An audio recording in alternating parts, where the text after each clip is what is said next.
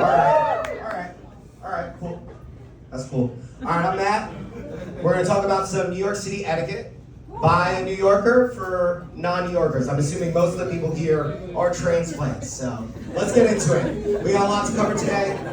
I'm gonna be talking about my credentials. We're gonna get into the New Yorker's mentality. Then we're going to talk about self and spatial awareness. Then we'll get into some real-world applications for a lot of this stuff. Why does any of this matter? And then my final remarks. So let's get into it. If there's one thing I want you to take away from this presentation, you're in the way.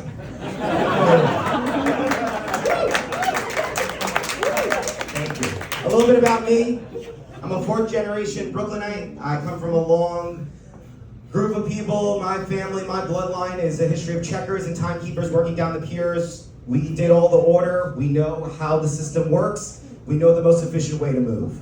I grew up around the corner from Carroll Park, so I also understand the complexities and a lot of the unwritten rules and hierarchy of the playground, which is integral to a lot of the stuff we're going to cover today. And then lastly, MTA all day, every day. I've been taking it my entire life, and it's a little fun fact, I have never gotten lost on the train in my 30 plus years in New York.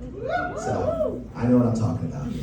All right, a New Yorker's mentality. Let's get into the psyche, right? Let's get into it, okay. New Yorkers come in all different shapes and sizes. There's a lot of different personalities, but there is some commonality. We can draw a lineage through all of them, even Staten Island. So first off, we're loud, we're in a rush, we're busy, we're passionate, we're very quick to react, we're helpful, but we're also not helpful. Okay? We have a plan, there's always a plan. We demand order, we demand it. Okay, this is very important. And the last one, and the most important on the list, is we're always right. New Yorkers are always right. It does not matter. We're right. You think we're wrong? We're right. Okay. So you might be asking yourself, how do I interact with a real New Yorker? You don't. Right? You don't.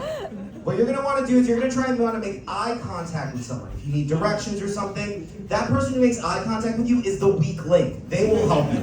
Don't talk to anyone else. That's it. All right.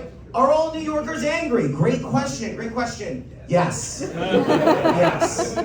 Yes. But also no. But also no. All right. Let's get into some definitions about self and spatial awareness. Bottleneck. A bottleneck is a point of congestion in a production system that prevents it from functioning at full speed. Fact, non-New Yorkers account for over 93% of bottlenecks in New York City. 93, that's a fact. All right, spatial awareness. Spatial awareness is the ability to understand how your body relates to the space around you. It also involves being able to judge distance, sizes, and relationships between objects. Poll, less than 22% of non-New Yorkers know the appropriate amount of space needed to scooch by. All right, not a lot of spatial awareness going on. So, let's get into it, all right? We're starting to learn a bit. We're getting the definitions down. Let's apply some of this stuff, all right? First off, we've got the train. We're gonna look at 3 different environments today. The first is the train. Here's some quick do's for you. You're gonna wanna know where you're going. That's very important before you get on the train. You're gonna wanna have that spatial awareness. Remember, how much space do I have to pass through things? Very important for the train. Be decisive, right? Make a decision, stick with it. Okay, some things you don't wanna do. Don't just generally be in the way.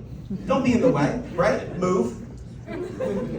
Don't take up multiple seats. The caveat for multiple seats is if you have an oversized item that's heavy, you may take up multiple seats. But don't bring an oversized item on the train. Don't do that, okay? And you definitely do not want to stand in front of the doors, as Jordan pointed out. You don't want to stand in front of the doors. Don't do that. That is an advanced MTA technique. You are not equipped to be doing that yet. All right, the second location we're going to be looking at is the bagel or deli. And this is very important for people here. I'm not talking about a bodega, all right? That's a different beast entirely. We're talking about a deli counter where you can order a sandwich, where there's movement through the line, you order your food, we're gonna get into it. Some do's for this, you're gonna wanna have your order ready. You're gonna wanna know what you're ordering before you go up to that counter, okay? You're gonna wanna follow the flow of the line. There's a flow of the line, we're gonna get into it. All right, and then after you order, you're gonna want to step aside. You want to get out of the way. Okay. Some of the things you don't want to do. You don't want to ask for recommendations. They don't know what you like. Don't ask for recommendations. Don't forget what you ordered. That's your order. That's how they're gonna know what you ordered. So remember that. And don't change your order. Once you put the order in, that's it. You're done. You change your mind, it doesn't matter. That's what you're doing. All right, then the last section we're going to be talking about are the streets/sidewalks. So some of the do's here, you're going to want to stay to the right. If you stop, you're going to use an idle zone. We're going to get into that later as well. And you're going to want to follow the pace of traffic. And this dovetails nicely into some of our don'ts. Don't give people flat tires. If you're walking so close to the person in front of you that you can step on their shoes, you're too close, slow down. Give them some space. There's padding, okay? Don't pull a 180. Don't just stop and turn around and start walking the opposite direction. We're not going to do that. We're not doing that. Don't do that. And then also, don't abruptly just stop walking. Decisiveness, movement. That's what we need right now. All right. Ready for a test? All right, let's get into it. All right, we're on the train. We're on the train. So many seats. All right, now everyone, lock that answer in your head. Pick a letter. Lock that in your head. You're like, where would I sit if I get on this train? All right, here's the answer key. All right, we got a lot of options here. A lot of wrongs. If you're sitting in G, you're wrong. You don't sit between those people. A and B are available. Don't sit in T when S is available. What are you doing? All right. Let's ramp it up a little bit. Train's a little bit more crowded, a little more crowded. What are we gonna do? Where are we gonna sit? Lock that in your head, all right? Answer key. All right, so we're gonna wanna be in this I area. The I area is very important right now. Lots of open space. Lots of open space to move around. Don't sit in A, all the seats are taken. Don't sit in A, all right? And if you were doing this in your head and you're trying to think, where should I sit? If you picked N, you're the most wrong. That is the worst spot you can stand. Look at how many people are over there. What are you doing? Don't stand there. All right. All right, now we're in the bagel shop. Okay. Here we go. Lock that answer in your head. Where do you go? You want to get on the line. Where should you stand? Answer key, D. D is where you stand if you're ready to order. If you're not sure what you want, you might go in F and E. Okay, and let's break this down a little bit deeper here, all right? Now what we're looking at is all the different sections of the counter space. So the flow of the line is this brownish area. It's going up into the order here zone. After you order here, then you go into the pay here zone. And then after you pay here, then you go into one of these purple areas. We have our wait for order zones. It's important to note that there is overlap between the browse zone and the wait for order zone, because maybe after you order your sandwich, you want to maybe get a bag of chips afterwards or update your order a little bit more. That's fine. You can always add to your order. You cannot change it. Very important distinction. All right, another test. Uh-oh. Bagel shop got a little crowded. What are we going to do? Only 3 options on here. Lock that in your head. Lock it in. You're all wrong. It was D. D is the correct answer. You're gonna wait outside the shop. Look at the line. Look at the line. All right. And okay, some people might be like, well, I haven't decided yet. Okay, so go in C. Don't go in A. Don't go in B. No, wrong. All right, now we're on the streets. All right. Okay. I know you're gonna get these wrong, so I'm just gonna do the work for you here. I'll just do it for you. So as you can see, what we're looking at is the flow of traffic. We're emulating the streets on the sidewalk. Okay, so that's why you're gonna stay towards the right. Imagine there's an invisible double yellow line right in between the flow of traffic on a sidewalk. It's very important to note. And then if we see here, we have our idle zones that I was talking about. Idle zones are on the side of the street side, as well as in between doorways of buildings, right? Very small areas. Idle zones are to be used sparingly. If you're in the red area, you need to move. You don't stop in a red area. You definitely don't stop in the middle of the street to take a picture. Definitely not. All right. So why is any of this important? Why should we care? Well, here's a quick timeline if you start adapting and taking some of this information in. So before this even happened, before 314, you had no awareness of proper New York City etiquette. All right, we give you a couple weeks. You have some time to digest the presentation. You decide to change your life. I'm happy for that. Then by like Cinco de Mayo, you begin to put these etiquette action into action, right? These etiquette tips into action. Okay, a little bit after June, getting towards 4th of July, you start spreading the good word amongst your friends, you're in a circle, that's great. This next one's very important. You and 3 of your friends are gonna sign up for my Patreon. This is really key to make sure the cohesiveness of the plan happens. And then right after 8/28, we hit the streets. And then right before the New York starts to turn around and everyone's in a generally better mood. This is going to help everyone, okay? And here's some quick final remarks. Little less Sex in the City, little more Abbey Road. We want to be single file. We want to get to our destinations. I know you want your main character moment, but not during normal business hours. Don't do that. Think of your fellow New Yorker. We have places to go and people to see. Hopefully you do too. And pick up on the vibe. Not everywhere in New York is high speed. You know, that's why I was saying don't be giving people flat tires. If there's a lot of traffic, you got to move with the flow of traffic. And no pressure, you know? But actually a lot of pressure. Don't mess this up. All right, y'all got questions?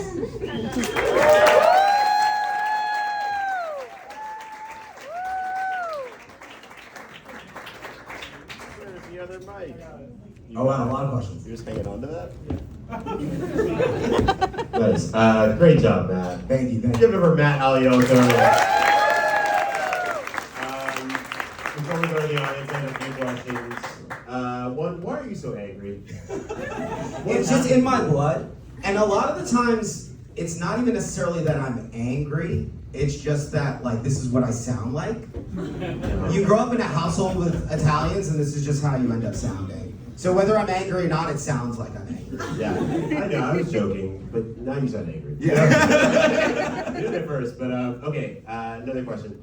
Why does the word transplant feel like such a slur? This is a great question. It feels like a 1960s Alabama or Yeah. a Sunday with some bros they got a parlay on and you're watching football. Yeah, I think the root of the word is definitely a little bit derogatory, but I think for people who are from here, we hear the word leftovers a lot, and we needed to have like a quick jab back and Leftovers? Yeah. You never heard that? Yeah. I've never heard that. I don't travel in those circles. It's not my You're not taste. around a lot It's not of my leftovers. taste.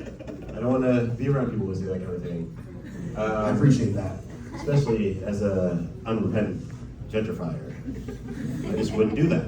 Okay. Talk about your Timbs. You wore Timbs tonight. I wore You Timbs tonight. I embrace my New Yorkness. There are so many things that I'm like, is this a stereotype? And then you see it in real life and you're like, it's not. It's not. This is my dream. My dream is to be on a stage in Lower Manhattan wearing Timbs. This is it. Talk about it. You're living the dream. Bucket list. Okay, I have one more question before we go to the audience. What do you think of the fetishization of New York culture in the way of Timbs and stuff like chopped cheese and blah blah blah? What are your thoughts on that shit? Because like sometimes I'm like, ugh. Yeah, no, totally. Chopped cheese, I think, is a little bit overstated. I don't think it's as big of a thing. Bacon, egg, and cheese is really the move for most New Yorkers. That's also why I made the distinction between a bagel shop / deli and a bodega. They are different, and I think people just come and see Aki and think that that's a real thing, but that was also completely manufactured. Completely manufactured. That's not a real thing, yeah. Okay, to the audience. All right, let's start over here. We'll work our way down. Alicia Keys said that to call yourself a New Yorker, it takes living in New York for 10 years. Alicia Keys said that? That's where that started? Fucking Alicia Keys? She's got authority. She wrote the song. Okay. What does it take to call yourself a New Yorker? I think at minimum 10 years, I think it's kind of like a bullet point of requirements. I think that there needs to be like a quintessential New York story that you get. You need to know some neighborhood regulars. Like if you walk around your neighborhood and you don't know anyone, you're not a New Yorker. Guy. So, Let's go. Yeah. Talk about it. Talk I'm just about saying, it. you know, get to know your hood. It's important. Love it. Okay. I can't believe Alicia Keys said. Well, you know, well, Alicia said in her book, she said, it takes at least 10 years, is what she said. I'm a recent transplant from DC. Woo! I'm Okay, curious, like, fuck y'all too. what do you think are the core differences between DC people and New Yorkers? Oh wow, this is a really good question. What are the key differences? We're definitely louder, for sure. we're probably a lot more direct, I would say. And I think, DC is a bit of a walking city, but not the way New York is. So I think you guys might get a little more gassed out than we do. Like, we'll walk around the entirety of Manhattan and be like, that's normal, Wait, so you're from DC, but like where? Is it Maryland or Virginia? Be I real. grew up in Fairfax County and I went to school in DC, lived there for 2 years, and moved here in November. Okay. All right. Nice. Fairfax County. There we go. Yeah. All right. I think that's Virginia, right? That's That is Virginia. Virginia. Yeah, It's got it. Yeah. Behind you. And then we got you right there. Fellow native New Yorker. Your credentials were good, but 2 questions. Okay. 1, Mets Yankees. Ooh. I am Yankees. I am Yankees. Which is a point of contention because I understand the leading of the question. It was You giving wanted Mets me to for say me. Mets. You wanted me to say Mets. It's giving I know, Mets for but me. it's okay. I have hopes. Yeah. Second critical question. Where'd you go to high school? Oh, I went to Ford. Ford. Yeah. American Familiar? Studies, American Studies at Lehman. Okay. Nice. Bronx. All right, some shit we don't understand. Don't worry about it, guys. It's none of our business. They're having a private conversation in front of us. It's none of our business. I'll translate it for you. I'm glad you guys like that. They're great. Think the mic's over here. Yes. I just gotta know, what is the most egregious breach of etiquette you've ever seen? Love it. Great question. Great question. Or maybe top 3 if you can. You know what? It's hard to pick one, but today this happened to me 3 times, and it happened to me 3 times today, and my friends were in the car for the last one, and I almost had like a full-on breakdown over it. There is a timer that should happen from the moment you enter your car and when you pull out of a spot. There needs to be like a shot clock for the spot, where you just get catapulted out of the spot. But the first person completely ignored me and was like just sitting, and I gave a little beep, and so she pulled out. The second person wasn't even in the spot, double parked, blocking a spot, and was at his door on his phone, not opening the door. So he got a little honk too, and then he's like, oh, okay. And then he moved it. The last guy was having a full-on nervous breakdown in his car, and I didn't have the heart to blow the horn at him because I could just tell that he was about to go over the edge. This dude was just... And I'm like alongside, rolling down the window, I'm like... And he's just... And I was like, yeah, I'll look for another spot. But yeah, that's pretty bad. Don't Wow, I do that. love it. You just had that on the top. That was just an It inside happened literally story. 3 times today, so I was like, I gotta mention this. All right, we'll do 1 or 2 more. Behind you. I've lived here for 6 years. I don't know if that counts as advanced MTA. No. No. But again, So I do like to stand in front of the doors when the subway is like 30% busy. And then when people get on, I'll like turn 90 degrees, put my back to the metal. Oh, Is that okay. fine? that is fine. That is an Ooh. advanced. I rescind my earlier comment. Wow. Round of applause for her. Good. She knew it was questionable and she asked. Yeah, That's what I you're supposed to appreciate do. that. I also gotta say one thing where, like, this is my 3rd year in New York, and like, I'll be honest with you, and I don't mean this in a disrespectful way. I don't really care about being a real New Yorker. It's not important to me. Like, I moved here. Like, why would I care about that? And I find it kind of funny that people are like, oh, New Yorkers fold their pizza. I'm like, oh, have some self-respect, goddammit. Sorry, there's no. I mean, that's probably question. no. That's probably the most New Yorker thing you could probably say. It's the disembodiment of like not wanting to be like kind of like throwing it away is like that makes you more New York. Bars, hell yeah! Look at that. So, Fucking lucked out. Like, loop back Made a around. choice and it worked out. All right, we'll do a few more. Wow. Okay, right there, the hat. Okay, as a native New Yorker, what are your thoughts on people who write NY/NJ in their bio? This is such a funny question. Wow, get into it. This is real etiquette. Like, what's So going on? good, so good. So what can you like be more specific with the question? Like what? I've had so many. You go on their Instagram bio and it's NY/NJ. It's like Yeah. So I think we're talking about where people are saying they are from, and I think that person who's doing NY/NJ is definitely from Jersey. No. Because you're not. I don't think so. Because you're not going to put the slash. And if you work in Jersey but you live in New York, you're not going to also own You don't that claim you're that in you Jersey. just work there. Yeah, you just work there, right? So yeah, that person definitely lives in New Jersey. And I think that there's also this whole idea of like the tri-state area. That word gets thrown around a lot. So I mean, the reality is this: if you're from New York, you need to be living in the Bronx or lower. Anywhere else is upstate. Wow.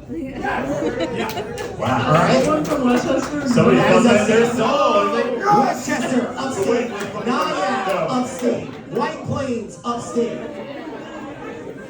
All right? Okay. Oh, and then also same goes for Long Island. And it's important to say that you are on Long Island, not in Long Island.